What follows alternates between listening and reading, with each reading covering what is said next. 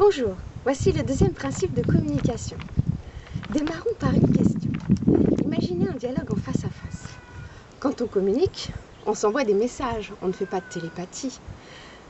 On codifie donc ce que l'on a dans la tête par un certain nombre de choses.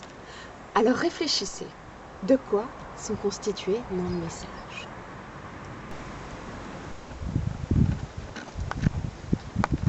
La voix, les gestes, les regards, le ton, le débit. Je m'appelle Valérie Kilser ou je m'appelle Valérie Kilser, j'envoie pas le même message. La tenue vestimentaire, la posture du corps, l'accentuation. J'ai une voix chantante ou monocorde tout le temps pareil. Mimique du visage, le volume. Je parle fort, je parle doucement. Les mots, à ne pas oublier. Le rythme,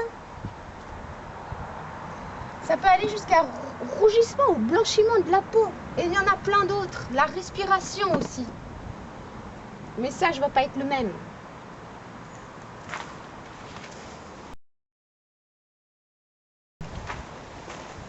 Alors bravo, vous avez trouvé les 3 composantes de la communication. Quand j'envoie mes messages, je codifie mon message avec des mots, ce qu'on appelle le verbal. Donc les mots. Le vocal, c'est la musique de la voix. Donc là, on va trouver la voix, le volume, je parle plus ou moins fort, le rythme, important, le débit, le ton,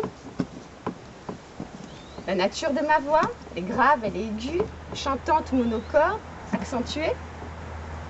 Et puis le dernier thème, ça va être le visuel. Vous l'avez deviné, où on retrouve la posture du corps, la tenue vestimentaire, les regards, les mimiques du visage, les gestes, la respiration et le rougissement de la peau. Si le verbal, le vocal, le visuel constituent 100% de notre message quand on est en face à face, 100% du message que j'envoie est codé avec du visuel, du vocal et du verbal, à votre avis, quels sont les pourcentages à répartir dans le visuel, le vocal, le verbal? Autrement dit, pour combien de pourcents je communique? J'envoie mon message avec du verbal, des mots. Pour combien de pourcents avec du vocal, la musique de la voix? Et pour combien de pourcents j'envoie mon message avec le visuel? À vous de jouer.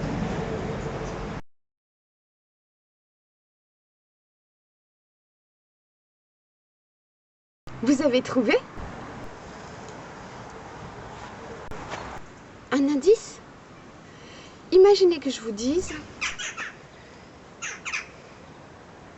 je suis très content d'être avec vous aujourd'hui. Alors, c'est pas si simple?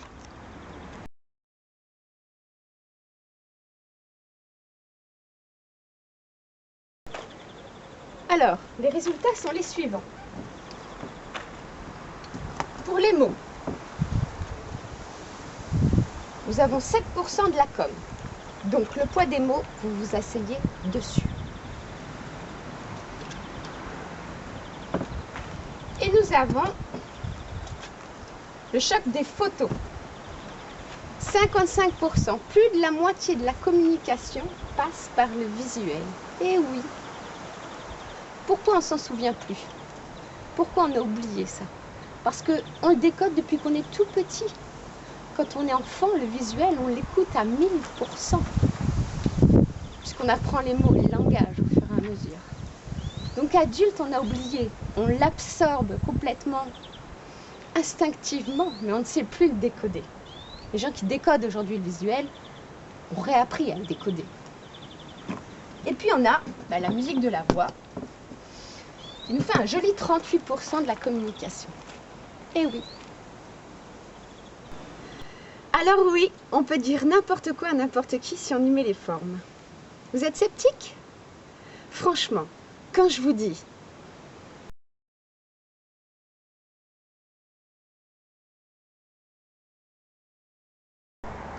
je suis très contente d'être avec vous aujourd'hui. Je suis très contente d'être avec vous aujourd'hui. Je suis très contente d'être avec vous aujourd'hui.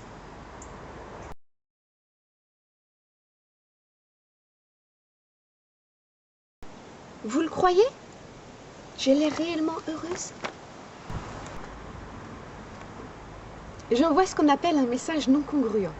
Le verbal exprime une chose alors que le vocal et le visuel expriment quelque chose de contradictoire.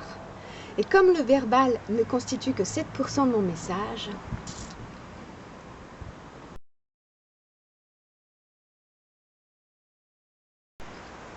c'est ce qu'on appelle un message non congruent.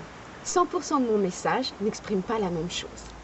Quand je suis congruente, 100% de moi-même dit la même chose. Et là, je suis convaincante.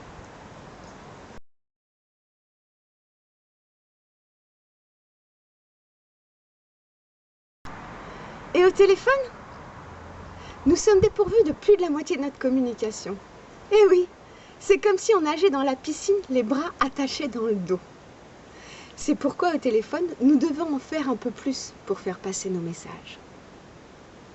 C'est ce que vous faites naturellement quand vous écoutez. Vous faites ah oui. Vous écoutez, mais vous allez beaucoup plus loin. Vous montrez que vous écoutez. C'est ce qu'on appelle les accusés de réception. Des interjections, des mots ou des reformulations plus complètes pour montrer que vous êtes bien à l'écoute, pleinement présent dans cette conversation. C'est une bonne chose. Sinon l'autre assez vite va vous dire « Tu m'écoutes ?» Les accusés de réception rassurent et rendent la communication saine. Nous reviendrons sur ce point dans le 3e principe de communication.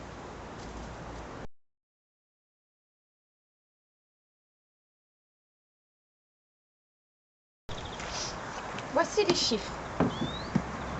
On n'a donc plus le visuel. Au téléphone, le verbal. Bon, on va retrouver les mêmes, ou encore pire, rapports de force. C'est 16% de la communication. Et nous aurons une musique de la voix de l'ordre de 84% du message que j'envoie. 84% du message que j'envoie au téléphone est emmené et apporté et envoyé avec toute la musique de ma voix. C'est pourquoi si vous dites quelque chose de vrai, mais que vous n'êtes pas sûr de vous, votre interlocuteur ne saura qu'une chose, c'est que c'est flippant. C'est comme dans un film romantique ou à suspense. Enlevez la bande-son, vous ne regarderez pas du tout le même film. C'est tout le climat de l'appel qui passe dans la musique de la voix. Alors attention à la congruence de vos messages. Et alors, vous imaginez quand on communique par mail ou par SMS? Nous reviendrons à ce type de canaux de communication. Un conseil, si la tension monte lors de ces échanges, passez vite au face-à-face ou au téléphone. Vous découvrirez ou redécouvrirez pourquoi dans le 3e principe de communication.